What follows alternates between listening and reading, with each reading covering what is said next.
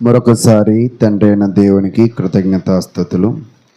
కుడి ఉన్న మీ అందరికీ కూడా మన ప్రభువును రక్షకుడునైన యేసుక్రీస్తు నామమున మరొకసారి వందనాలు తెలియజేస్తూ ఉన్నాను. ప్రియ సహోదరులారా, మరి ఈరోజు వాక్యాన్ని మనము ప్రారంభించే ముందుగా పోయిన శుక్రవారం మనము ఏ వాక్యం చదువుకున్నామో ఎవరికైనా గుర్తుందా? పోయిన శుక్రవారము ఏ వాక్యాన్ని మనము నేర్చుకున్నామో గుర్తుందా? ఏంటండి? కోపమును గురించిన విషయాలను అయితే నేర్చుకుని ఉన్నాం. కొద్ది నిమిషాలు ఈరోజు కూడా కొన్ని విషయాలను నేర్చుకుంటూ మనకు ముందుకు వెళ్ళే ప్రయత్నాన్ని మనం చేద్దాం. అయితే శుక్రవార సమయమందు మనము కోపపడడం వల్ల చాలా నష్టపోయే అవకాశం అయితే ఉన్నది. కోపము ఎందుకు వచ్చింది? కోపం వచ్చిన వాళ్ళు కలిగి ఉన్న గుణగణాలు, వాటి యొక్క లక్షణాలను గురించి అయితే మనం నేర్చుకుని ఉన్నాం. అయితే ఈ సమయమందు మరొక శ్రేష్టమైన వాక్యాన్ని మనం నేర్చుకుంటూ ముందుకు వెళదాం. ప్రియ సహోదరులారా, బైబిల్లో మనము మరొక శ్రేష్టమైన విషయాన్ని నేర్చుకుంటూ ముందుకు వెళదాం. చూడండి, యోహాను సువార్త 2వ అధ్యాయము. యోహాను సువార్త 2వ అధ్యాయాన్ని, దానిలో ఉన్న విషయాన్ని మనము పరిశీలన చేస్తూ వాక్యంలో ముందుకు వెళదాం. చాలామందికి కూడా ఎవరైనా కూడా మన ఇంటికి వచ్చి పెళ్ళికి పిలిస్తేనే, పుట్టినరోజుకు పిలిస్తే మాత్రమే మనం వెళతాం, అంతేనా? ఒకవేళ పిలవకుండా మీరు కూడా రావచ్చు కదా అని ఎవరైనా అంటే వెంటనే మనం ఏమంటామంటే, వాళ్ళు నన్ను పిలవలేదు కదా, నేను ఆ కార్యక్రమానికి రాను అని తెలియజేస్తూ ఉంటాము కూడా. కానీ దేవుడు ఏం తెలియజేస్తూ ఉన్నాడంటే, మనందరికీ కూడా ఆయన ఒక ఆహ్వానాన్ని ఇచ్చాడు. అంటే మన ఇంటికి ఒక పెళ్లి కార్డు వచ్చినట్లుగా, మన ఇంటికి ఒక పుట్టినరోజు కార్డు వచ్చినట్లుగా, మానవులుగా ఉన్న మన అందరికీ కూడా ఒక కార్డు వచ్చింది. ఏంటి ఆ కార్డు అంటే, చూడండి, యోహాను సువార్త 3వ అధ్యాయాన్ని మనం పరిశీలన చేస్తే, యోహాను సువార్త 3వ అధ్యాయము 16వ వచనాన్ని నేను చదువుతూ ఉన్నాను. యోహాను సువార్త 3వ అధ్యాయము 16వ వచనం. దేవుడు లోకమును ఎంతో ప్రేమించెను కాగా ఆయన తన అద్వితీయ కుమారునిగా పుట్టినవాని యందు విశ్వాసముంచు ప్రతివాడును నశింపక నిత్య జీవము పొందినట్లు ఆయనను అనుగ్రహించెను. అంటే ఈ భూమి మీద ఉన్న ప్రతి ఒక్క మనిషికి కూడా తండ్రి అయిన దేవుడిచ్చిన గొప్ప అవకాశం ఏమిటి అంటే, గొప్ప ఆహ్వానం ఏమిటి అంటే, మీరందరినీ కూడా నేను ఏం చేస్తున్నానంటే ప్రేమిస్తూ ఉన్నాను.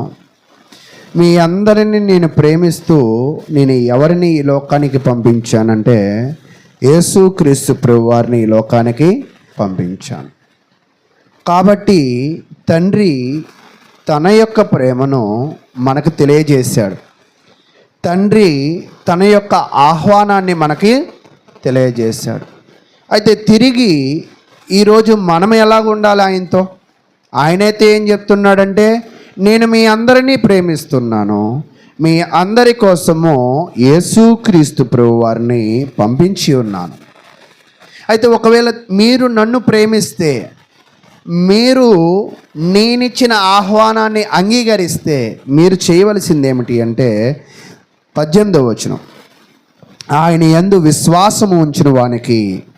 అంటే మీరు ఒకవేళ దేవుణ్ణి ప్రేమించాలి అంటే, మీరు ఒకవేళ దేవునిలో బ్రతకాలి అంటే మీరు ఎవరి యందు విశ్వాసం ఉంచాలి అంట?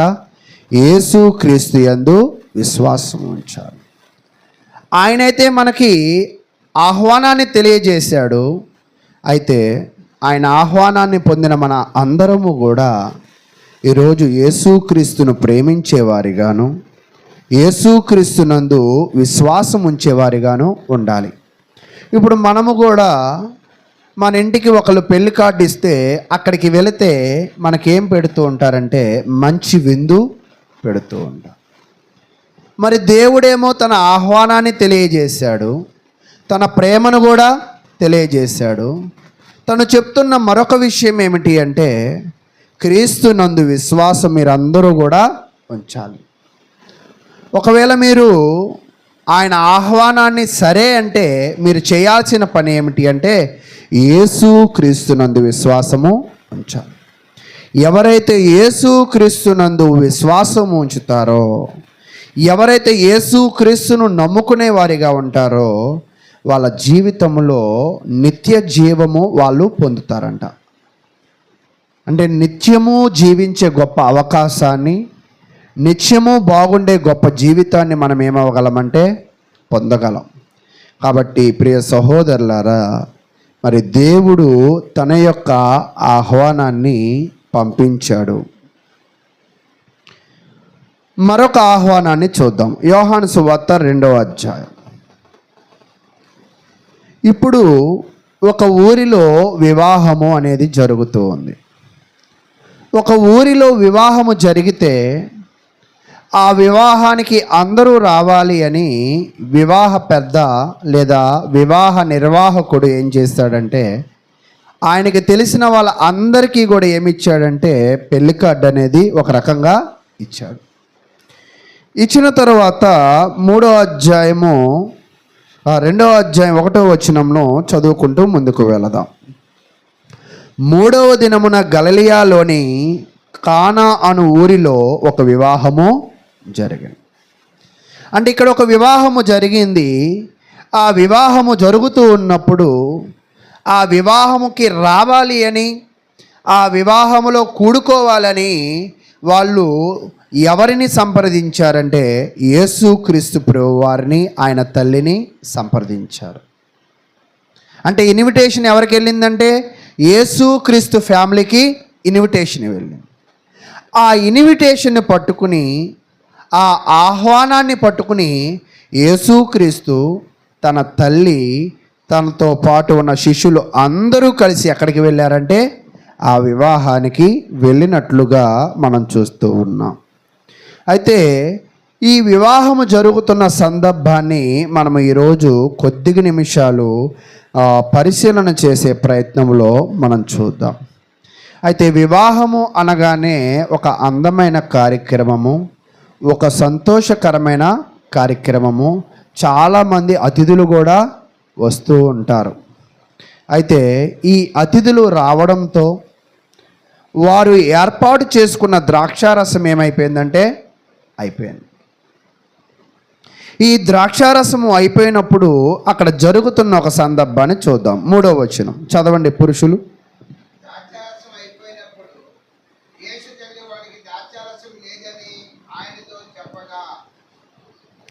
ఇక్కడ ద్రాక్షారసము అయిపోయింది అన్న విషయాన్ని ఆ కుటుంబ యజమానికి తెలిసింది. ఆ చుట్టుపక్కల పరిస్థితులకు తెలవబోతుంది.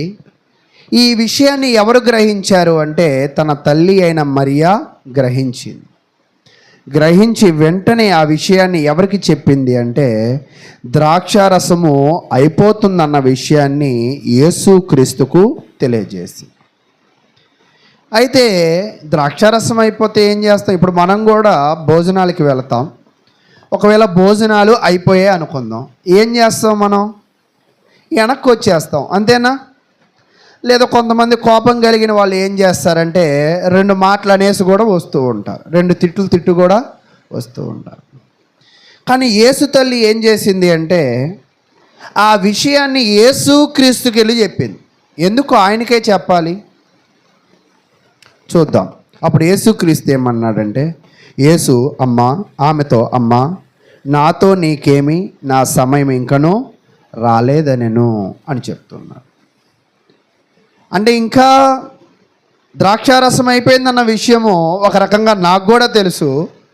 నా టైం వచ్చిద్ది, నా టైం వచ్చినప్పుడు నేను ఏం చేయాలో అది చేస్తాను అని తెలియజేశాడు. ఈరోజు చాలామంది కూడా టైం వచ్చేదాకా ఆగరు. ఏం చేస్తూ ఉంటారంటే బాగా కంగారు పడుతూ ఉంటారు. ఒక్కోసారి మనం పడే కంగారు చాలా పెద్ద ప్రమాదాన్ని తీసుకొచ్చింది. ఇప్పుడు పొట్టలో కడుపులో ఒక బేబీ ఉందనుకోండి, వాడు కంగారు పడి ఒకవేళ 7వ నెలలోనే బయటకు వచ్చాడు అనుకోండి, ఎవరెవరికి రిస్క్ ఉంటుంది? తల్లికి బిడ్డకి, ఇద్దరికి కూడా రిస్కే. అంటే కొన్ని తొందరపాటు మాటలు, తొందరపాటు పనులు అది ఎవరు చేసినా కూడా అక్కడ అందరికీ కూడా ఏముంటుందంటే చాలా రిస్క్ ఉంటుంది. అందుకే యేసుక్రీస్తు ఏం చెప్తున్నాడంటే, అమ్మ నాకు ఒక సమయం ఉంది, ఆ సమయం వచ్చినప్పుడు నేను చేస్తా. అలాగే పరిస్థితులు కూడా జరుగుతున్నప్పుడు మనం ఆ సమయం వచ్చేదాకా ఏం చేయాలంటే ఎదురు చూడాలి. మనం అప్పటిదాకా ఎవరి మీద ఆధారపడాలంటే దేవుని మీద ఆధారపడాలి. అలా ఆధారపడకుండా మనము కంగారుతో మాట్లాడినా, కంగారుతో ప్రవర్తించినా కూడా మనము చాలా ఇబ్బంది పడే అవకాశం అయితే ఉంటుంది. అందుకే యేసుక్రీస్తు తన తల్లిని ఏం చెప్తున్నాడంటే, అమ్మ నువ్వు తొందరపడబాక, ఏం చేయొద్దంట, నువ్వు తొందరపడబాక, నేను చేయాల్సిన పని నేను చేస్తాను అని తెలియజేస్తూ ఉన్నాడు. తెలియజేస్తూ ఉన్నప్పుడు 5వ వచనాన్ని చదవండి. ఆయన తల్లి పరిచారికులను చూచి ఆయన మీతో చెప్పినది చేయని అనెను. అయితే ఇక్కడ జరుగుతున్న సందర్భం ఏమిటి అంటే, ఒక వివాహంలో ఒకవేళ ఒక ద్రాక్షారసము అయిపోయింది అంటే అక్కడ ఆ కుటుంబానికి సామాజికమైన అవమానకరమైన పరిస్థితి. అక్కడ ద్రాక్షారసం అయిపోయింది అంటే అతిథుల దగ్గర నుంచి తీవ్రమైన ఇబ్బందులను వీళ్ళు ఎదుర్కొనే పరిస్థితి అయితే ఉంటూ ఉంది. అంటే ఇప్పుడు నేను ఏం చెప్పాలనుకుంటున్నానంటే, ఒక వివాహంలో ద్రాక్షారసం అయిపోవడము వాళ్ళ జీవితానికి ఎంతో అవమానాన్ని తీసుకువచ్చింది కదా. ఈరోజు మనము కూడా మన జీవితంలో భక్తిగా ఉండకపోవడము, ప్రార్థనకు వచ్చినా కూడా దేవునికి ఇష్టడుగా బ్రతకకపోవడము అది ఎవరికి అవమానం తెచ్చింది అంటే అది నీకు చాలా అవమానాన్ని తీసుకువచ్చింది. కానీ ఇప్పుడు యేసుక్రీస్తు ప్రభు వారికి వీళ్ళు వివాహానికి రమ్మని ఒక ఆహ్వానాన్ని ఇచ్చారు కదా. ఈ ఆహ్వానం ఎంత బాగా పనిచేసిందో మనం చూద్దాం. యేసుక్రీస్తు ప్రభు వారికి ఇచ్చిన ఈ ఆహ్వానం ఏం చేసిందంటే, ఆ కుటుంబానికి అవమానము రాకుండా, ఆ కుటుంబము నవ్వుల పాలు కాకుండా, ఆ కుటుంబము విమర్శలకు గురి కాకుండా ఏం చేశాడంటే, యేసుక్రీస్తు ప్రభు వారు అక్కడ ఉన్న పని వాళ్ళకి ఒక పని అప్పచెప్పాడు. ఈరోజు ఇంత పెళ్లి సందడి జరుగుతూ ఉన్నప్పుడు ఎవరైనా వచ్చి ఒక కుర్చీ ఇక్కడ తెచ్చి అక్కడ వేయండి అంటే వేస్తారా? ఎవరైనా? ఎవరు వేరు, ఎవరి హడావుడిలో వాళ్ళు ఉంటారు. ఇక్కడ మీరు పరిశీలించవలసిన ఒక ప్రాముఖ్యమైన విషయం ఏమిటి అంటే, వివాహము జరుగుతున్న కుటుంబము యేసుక్రీస్తు కుటుంబానికి ఆహ్వానాన్ని ఇచ్చింది. వాళ్ళని రమ్మని కోరుకున్నారు. వచ్చిన తరువాత ఒక సమస్య వచ్చింది. ఆ సమస్యను పరిష్కరించమని ఎవరి దగ్గరికి వెళ్ళారంటే యేసుక్రీస్తు దగ్గరికి వెళ్ళారు. ఇప్పుడు యేసుక్రీస్తు ఏం చెప్తున్నాడంటే, ఇంకా మీరు అనుకున్నట్లు మీరు చేయొద్దు, సమస్యను పరిష్కరించమని నాకు చెప్పారు కదా, ఇంకా మీ ఆలోచనలు పక్కన పెట్టండి, నేనేం చెప్తానో అదే చేయండి. కొంతమంది కూడా సమస్యలను పరిష్కరించమని పిలుస్తూ ఉంటారు, కానీ అక్కడికి వచ్చాక వాళ్ళ ఆలోచనలు చెప్తారు. వాళ్ళ ఆలోచనలే కదా సమస్యలు తెచ్చింది. మళ్ళా వాళ్ళ ఆలోచనలే ఫాలో అయితే ఏమొస్తాయి? సమస్యలు పెరుగుతాయి. ఈరోజు సమాజంలో కూడా పెద్దవాళ్ళు అంటూ ఉంటారు, కుటుంబ సమస్యలు అయితే ఈ పెద్ద మనిషిని తీసుకెళ్తాడు, ఈ పెద్ద మనిషికి భార్య ఉండదు, ఈ పెద్ద మనిషికి పిల్లలు ఉండరు, ఈ పెద్ద మనిషికి ఒక కుటుంబమే, మరి ఇతను ఎలా పెద్ద మనిషి అవుతాడు, ఇతను వెళ్ళి ఎలాగ పెద్ద మనిషిలాగా తీర్పు తీరుస్తాడు? అర్థమైందా నా మాట? అంటే ఒక సమస్యను తీర్చాలంటే దాని మీద అనుభవం ఉండాలి. ఒక సమస్యను తీర్చాలంటే ఆ సమస్యను నువ్వు కూడా అనుభవించి ఉండాలి. అయితే యేసుక్రీస్తు ప్రభు వారికి అక్కడ ఉన్న సమస్య మీద అవగాహన ఉంది. యేసుక్రీస్తు ప్రభు వారి గురించి ఒక విషయం చెప్తూ ఉన్నాడన్నమాట. కొలసీలు రాసిన పత్రిక 1వ అధ్యాయం. కొలసీలు రాసిన పత్రిక 1వ అధ్యాయము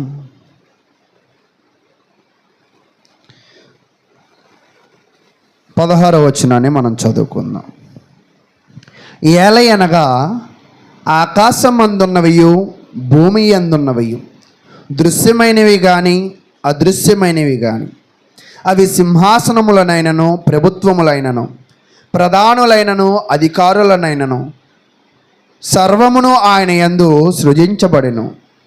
సర్వమును ఆయన ద్వారాను ఆయన బట్టియు సృజించబడెను.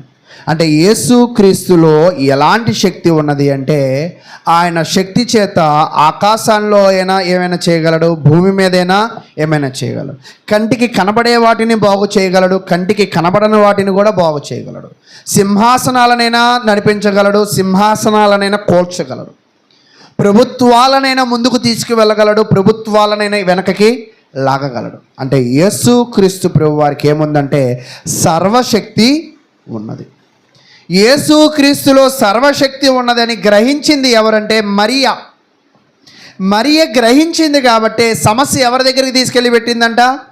యేసుక్రీస్తు దగ్గరికి తీసుకెళ్ళి పెట్టింది. చూద్దాం. 1 కొరింథీయులు రాసిన పత్రిక 8వ అధ్యాయము.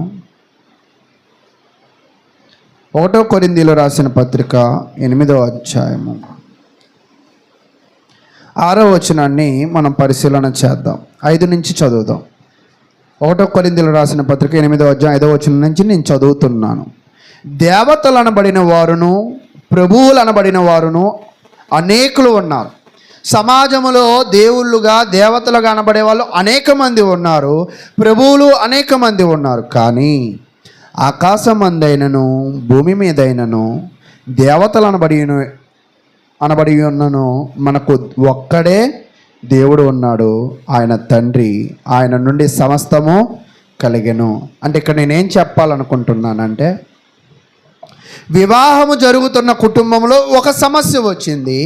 ఆ సమస్యను పరిష్కరించే మార్గంలో వాళ్ళ తల్లి ఏం చేసిందంటే యేసుక్రీస్తు శక్తివంతుడని, యేసుక్రీస్తు సృష్టికర్తని, ఎంతమంది ఉన్నా కూడా పరిష్కారము చేయలేని అనేకమైన సమస్యలకు పరిష్కారం ఎవరు చేయగలడంటే యేసుక్రీస్తు చేయగలడని వాళ్ళ తల్లి తన యొక్క కుమారుణ్ణి ఏం చేసిందంటే ముందు నిలబెట్టింది. ఏం చేసిందంట? ముందు నిలబెట్టి. ఇప్పుడు ఆ కుమారుడు ఏం చెప్తున్నాడంటే, నేను ఏం చెప్తానో దానిని మీరు చేయండి అని చెప్పాడు. చెప్పిన తర్వాత ఇప్పుడు ద్రాక్షారసం అయిపోయింది కదా. ద్రాక్షారసం అయిపోయిన తర్వాత ఖాళీ డబ్బాలు నిలబడతాయి కదా. ఈ ఖాళీ డబ్బాలను మనం చూద్దాం. 6వ వచనం నేను చదువుతున్నాను. యూదుల శుద్ధీకరణ ఆచార ప్రకారము 2-3 తూముల పట్టు 6 రాతి బాణలు అక్కడ ఉంచబడింది. అంటే కొంతమంది ఆచారాలు బట్టి కొన్ని డ్రమ్ములు ఉంచారు. మన భాషలో అర్థం కావాలంటే కొన్ని డ్రమ్ములు ఉంచారు. ఈ డ్రమ్ముల్లో ఇప్పుడు ద్రాక్షారసం ఉందా లేదా? అసలు ఉంటే యేసుక్రీస్తు రావాల్సిన పని ఏముంది? కాబట్టి ఇక్కడ ఈ 6 డ్రమ్ముల్లో ఏమీ లేదు అంటే ద్రాక్షారసము లేదు. ఇక్కడ నేను ఒక ప్రశ్న వేస్తాను. ఒక సమస్య వచ్చింది, దాని పరిష్కారం ఎవరిలో ఉందని గుర్తెరిగారంటే యేసుక్రీస్తులో ఉంది. అది సరైన నిర్ణయమా కాదా? ఒక్కోసారి చాలామంది వాళ్ళ జీవితాలలో తప్పుడు నిర్ణయాలు తీసుకుంటారు. అంటే పిల్లల పెళ్ళిళ్ళు చేసుకున్నప్పుడు, పై చదువులకు వెళుతున్నప్పుడు, కొన్ని ప్రాంతాలలో అద్దెలు ఇల్లులు తీసుకుంటున్నప్పుడు కొన్ని తప్పు నిర్ణయాలు తీసుకుంటారు. ఇప్పుడు ద్రాక్షారసము అయిపోయిన ఆ కుటుంబము తీసుకున్న నిర్ణయము మంచిదా చెడ్డదా? మొట్టమొదటిగా వాళ్ళు చేసిన మంచి పనులు ఒకసారి పరిశీలిస్తే యేసుక్రీస్తును ఆహ్వానించడం ఒక మంచి పని, సమస్య పరిష్కారం కొరకు యేసుక్రీస్తు దగ్గరికి వెళ్ళడము మరొక మంచి పని, మూడొక మంచి పని ఏమిటి అంటే ఆయన చెప్పినది చేయడం. ఈరోజు చాలామంది కూడా సమస్య పరిష్కరించండి అని అంటూ ఉంటారు, కానీ మనం చెప్పింది వాళ్ళు చేయరు. వాళ్ళకి నచ్చింది వాళ్ళకు వచ్చింది చేయమంటారు. అసలు వాళ్ళకి నచ్చింది వాళ్ళకి వచ్చింది చేయబట్టే ఇన్ని సమస్యలు వచ్చాయి. అలాగే ఇక్కడ వీళ్ళల్లో మెచ్చుకోదగ్గ విషయం ఏమిటి అంటే యేసుక్రీస్తు నమ్మడమే కాదు, వాళ్ళు యేసుక్రీస్తు చెప్పినట్లుగా నడుచుకోవడానికి సిద్ధపడి 6 తూములను ఏం చేశారంటే ఒక దగ్గర ఉంచారు. అంటే ఆయన మాట బట్టి వీళ్ళు నడుచుకున్నారు. నడుచుకున్న తర్వాత యేసు 7వ వచనం, యేసు ఆ బాణలు నీళ్లతో నింపుడని వారితో చెప్పగా వారు వాటిని అంచుల మట్టుకు నింపారు. ఎక్కడి వరకు నింపారంట? చివరి దాకా, ఇంకా ఖాళీ లేదు. ఒకవేళ నిన్నే నింపమంటే మనం ఏం అడుగుతాం? నీళ్ళు ఎందుకు నింపాలి, వరుసగా ఎందుకు పెట్టాలి, నేనే మొయ్యాలా, ఇంకెవరినైనా పట్టుకుని రానా, 6 అవసరమా, 2 చాలవా, ఇలాగా చాలా ప్రశ్నలు అడుగుతూ ఉంటాం. కానీ ఇక్కడ ఆశ్చర్యమైన విషయం ఏమిటి అంటే, వివాహంలో ఉన్న వాళ్ళు పెన్ డ్రాప్ సైలెంట్గా వీళ్ళు పూర్తిగా ఎవరిని విశ్వసించారంటే యేసుక్రీస్తుని విశ్వసించారు కాబట్టి బాణలు పెట్టారు. బాణల అంచుల వరకు నీళ్ళు. కొంతమంది మీరు ఏది చెప్తే అదేనండి, ఇంకా నాదేమీ లేదండి అంటారు, కానీ ఇది ఒక్కటి మాత్రం చేయండి అంటారు. కానీ ఇక్కడ అలా కూడా వాళ్ళు మాట్లాడాలి. అంటే ప్రతీదీ కూడా ఎవరి మీద వదిలిపెట్టారు? మళ్ళీ యేసుక్రీస్తుకు వీళ్ళు సలహాలు కూడా ఇవ్వలేదు. చాలామంది మొత్తం మీరే చేయండి అంటారు, కానీ నా సలహాలు పాటించండి అంటారు. ఇది ఎలా కుదిరిద్ది?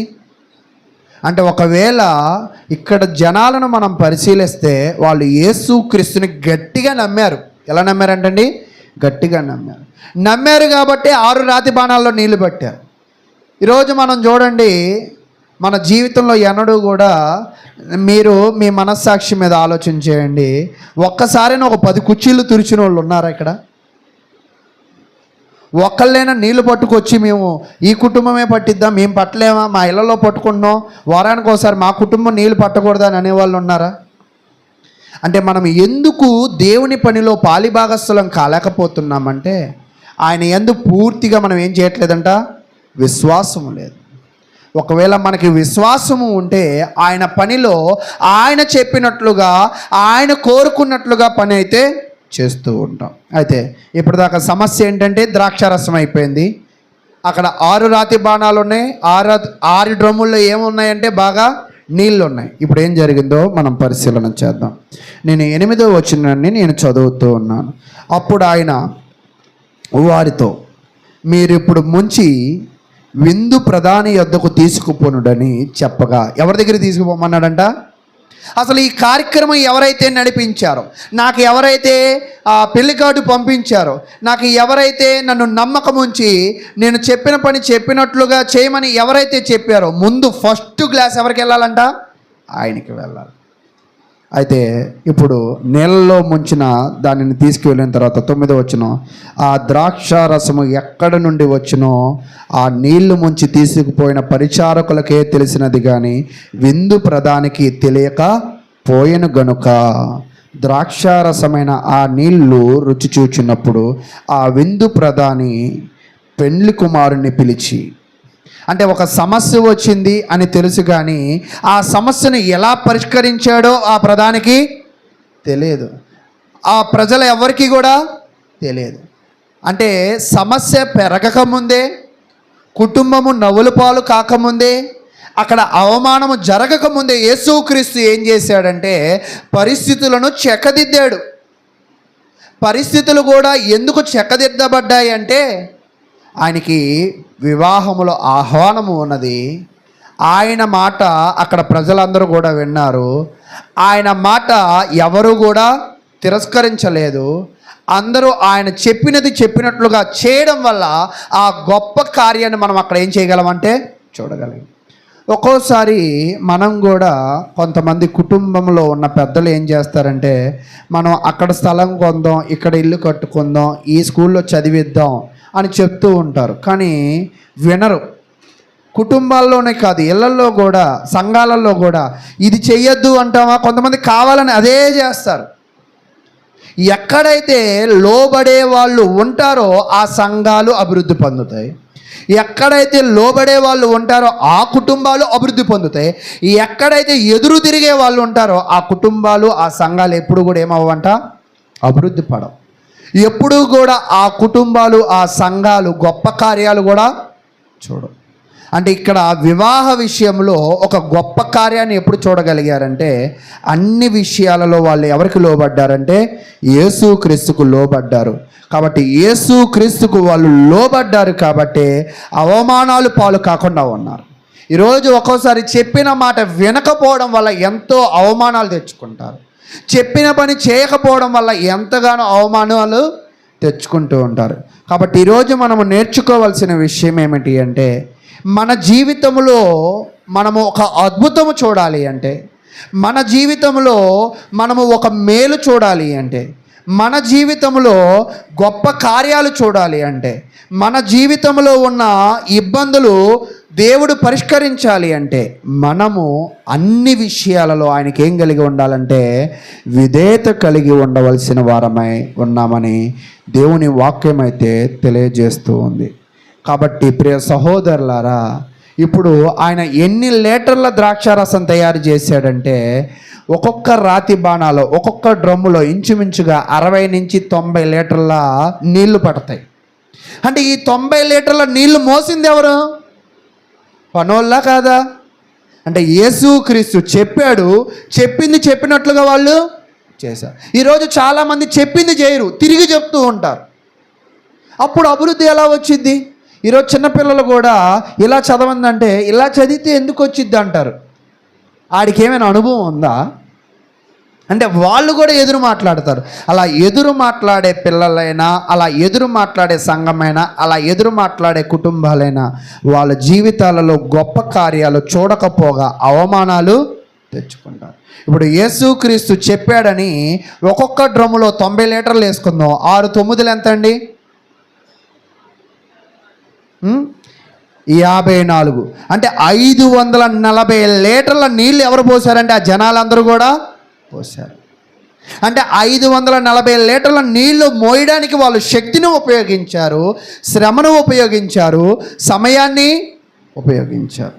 కాబట్టి ఈరోజు కూడా నీ జీవితము ఒకవేళ ఆశీర్వదింపబడాలి అంటే, నీ జీవితము ఒక తీయదనాన్ని కలిగి ఉండాలి అంటే, నీవు కూడా చేయవలసిన పని ఏమిటి అంటే, ఆ వివాహము జరిగిన వాళ్ళు యేసుక్రీస్తును ఆహ్వానించకపోతే ఆ కుటుంబం ఏమైపోయేది? అవమానాల పాలు అవ్వగలిగే. ఈరోజు యేసుక్రీస్తును కూడా మనము ఆహ్వానించుకోవాలి.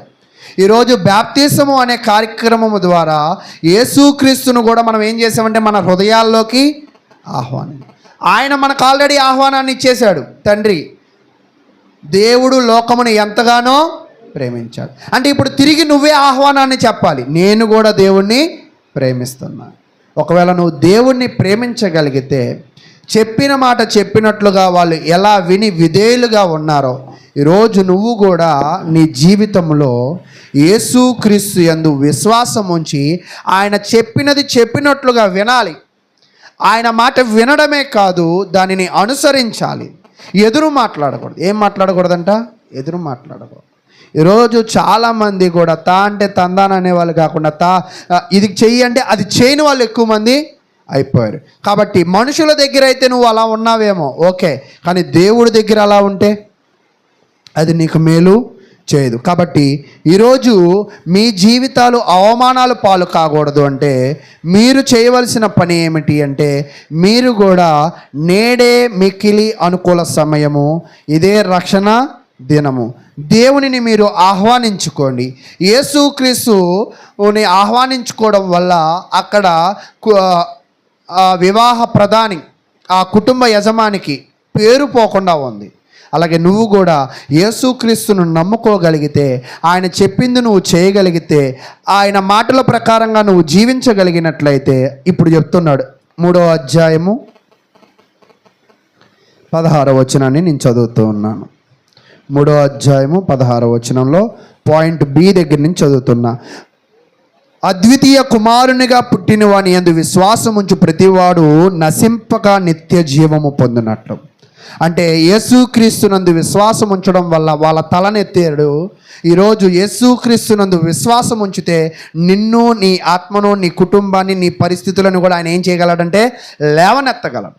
కానీ నువ్వు చేయవలసిన మొట్టమొదటి పని ఏంటంటే ఆయన యందు విశ్వాసం ఉంచు, ఆయన చెప్పినది చెప్పినట్లుగా చెయ్యి, ఆయన కోరుకున్నట్లుగా నువ్వు బ్రతుకు. నేను మీకు ఒక విషయాన్ని బాగా అర్థం అవడానికి ఒక విషయాన్ని చెప్తాను. ఒక డాక్టర్ దగ్గరికి వెళ్ళాము, బాగా షుగర్ పెరిగిపోతుంది, మందులు ఇవ్వండి అన్నారు. చాలా విలువైన మందులు ఇచ్చాడు. ఇచ్చినా కూడా షుగర్ తగ్గకపోతే అసలు మందులు ఎలా వేస్తున్నారు అని అడిగాడు. ఇది తినకముందు ఏమన్నారు, ఇది తిన్నాక ఏమన్నారు అని. అలాగే వేస్తున్నా, అలాగే వేస్తున్నాను. మరి ఎందుకు తగ్గట్లేదు? బాగా అన్నం తింటున్నావా అన్నారు. లేదు, అన్నం కూడా ఏం తినట్లేదండి, కొంచెమే తింటున్నాము. డ్రింకులు తాగుతున్నావా? డ్రింకులు కూడా తాగట్లేదండి. సరే కానీ మందులు వేస్తున్నావు కదా, ఎలా వేస్తున్నావు చెప్పాను. తినే ముందు ఒకటి వేస్తున్నా, తిన్నాక ఒకటి వేస్తున్నా. అలా కాదుగా నేను చెప్పింది. అరగంట ముందు వెయ్యి, తిన్న అరగంట తర్వాత నేను చెప్పింది అది కదా. అన్నీ చేసావు కానీ ఇది నువ్వు చేయలేదు కాబట్టి నీ షుగర్ రోగం బాగా పెరిగిపోయింది. ఈరోజు చాలామంది కూడా మందులు ఇలా వేసుకుని ఇలా తినేస్తూ ఉంటారు. అంటే ఇంకా మందు పిల్ల పని చేయదు. నిజమేంటంటే ఏదో వేసుకోవాలి, డబ్బులు ఎక్కువైపోయి మందులు ఇంట్లో కాకుండా ఒంట్లో ఉంచుకుంటున్నాం కానీ రోగం. అలాగే క్రైస్తవ్యంలో కూడా ఎలాంటి వాళ్ళు ఉన్నారంటే, ప్రార్థనకి రమ్మన్నాం కాబట్టి వచ్చాం, ఒక 4 పాటలు పాడాక మాకు నిద్ర వచ్చిద్ది, నిద్రపోతాం. మాకు ఆలస్యంగా రావాలనిపిస్తే ఆలస్యంగా వస్తాం, తొందరగా రావాలనిపిస్తే తొందరగా వస్తాం, వచ్చి కుర్చీలు శబ్దం చేస్తాం, మాకు నచ్చకపోతే ఇక్కడి నుంచి వెళ్ళిపోతాం. అలాంటి క్రైస్తవులు దేవుడు ఎప్పుడు కూడా కోరుకోడు. దేవుడు కోరుకునే క్రైస్తవ్యం ఏమిటి అంటే, కానాను పెళ్లిలో సమస్య వచ్చినప్పుడు ఆయన దగ్గరికి వచ్చారు కదా, అలా మనల్ని ఆయన దగ్గరికి రమ్మంటున్నాడు. వచ్చిన తర్వాత యేసుక్రీస్తు చెప్పిన మాట ఖచ్చితంగా వాళ్ళు విన్నారు కదా, అలా మనల్ని వినమంటున్నాడు. వినిన తర్వాత వాళ్ళు కష్టపడి 540 లీటర్లు నీళ్లు పోసారు కదా, అలా మనల్ని పని చేయమంటున్నాడు. అలా పని చేయకుండా నేను బ్యాప్టిజం తీసుకున్నాను, నేను ఆదివారం ప్రార్థనకు వచ్చాను, నేను వెళ్ళిపోయాను, దేవుడు నన్ను దీవించడంటే అలాంటి వాళ్ళని దేవుడు ఎప్పటికీ కూడా దీవించడు. కాబట్టి ప్రియ సహోదరులారా, నీవు నీ కుటుంబము దీవింపబడాలి అంటే నువ్వు ప్రార్థనకి రావడం ఎంత అవసరమో, ఆ ప్రార్థనలో వాక్యం వినడము, ఆ వాక్యానుసారంగా జీవించడము కూడా అంతే అవసరం. అయితే యేసుక్రీస్తు ఎప్పుడూ కూడా లోపాన్ని సమృద్ధిగా తీసివేస్తాడు, పూర్తిగా తీసేస్తాడు. యేసుక్రీస్తు అపవిత్రమైన దానిని కూడా గొప్పవాటిగా మారుస్తాడు. కాబట్టి నువ్వు యేసుక్రీస్తును నువ్వు నమ్ముకోగలిగినట్లయితే, నువ్వు ప్రార్థనకు వచ్చి వాక్యానుసారంగా జీవించగలిగినట్లయితే, నిన్ను నీ కుటుంబాన్ని కూడా దేవుడు దీవిస్తాడని తెలియజేస్తూ, ప్రార్థనకి రావడం ఎంత అవసరమో, వచ్చిన తరువాత ఆ ప్రార్థనలో నిమగ్నం అవ్వడము, వాక్యము వినడము, వాక్యానుసారంగా జీవించడం కూడా అంతే అవసరం. ఒకవేళ వాక్యానుసారంగా జీవించకపోతే నువ్వు ప్రార్థనకి వచ్చి ఉపయోగమో లేదు. ఇప్పుడు మనం పిల్లల్ని స్కూల్కి పంపిస్తున్నాము, వాడు 5వ క్లాస్కి వచ్చిన తర్వాత కూడా నాకు ఏబీసీలు బాగా వచ్చు చెప్పనా అంటే మనకేమనిపించిద్ది? ఏమనిపించిద్ది? మనకి చాలా కోపం వచ్చిద్ది. అలాగే ప్రార్థనకు వచ్చి కూడా మన అందరము కూడా ఇంకా చిన్నపిల్లల్లాగానే మనం చేస్తే, దేవుడు కూడా అన్నిటిని చూస్తూ ఉన్నాడు. దేవుడు దీవించాలన్నా శిక్షించాలన్నా ఆయన చేతిలో ఉంది. కాబట్టి ప్రార్థనకు వచ్చిన మీ అందరూ కూడా దీవించబడాలి అంటే ఆయన మాటకి లోబడాలని తెలియజేస్తూ వాక్యాన్ని ముగిస్తూ ఉన్నాను.